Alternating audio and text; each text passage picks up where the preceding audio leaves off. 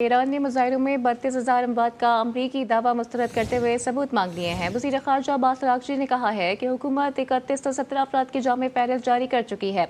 किसी को दादोशुमार पर शक है तो सबूत के साथ बात करे। अब्बास अराग़ची ने जौहरी मुज़ाकरात से मुतालिक कहा कि दोनों फरीक आइंदा चंद दिनों में मुआहदे का मुसव्वदा तैयार करके एक दूसरे को पेश करेंगे। ईरान ने अफजूदगी रोकने की कोई पेशकश नहीं की और न ही अमेरिका ने सिफर यूरेनियम अफजूदगी का मुतालबा किया है।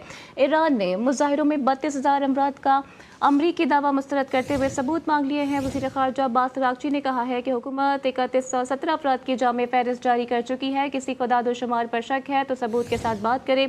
अब्बास अराग़ची ने जौहरी मुज़ाकरात से मुतालिक कहा कि दोनों फरीक आइंदा चंद दिनों में मुआहदे का मुसव्वदा तैयार करके एक दूसरे को पेश करेंगे। ईरान ने यूरेनियम अफजूदगी रोकने की कोई पेशकश नहीं की है और न ही अमेरिका ने सिफर अफजूदगी का मुतालबा किया।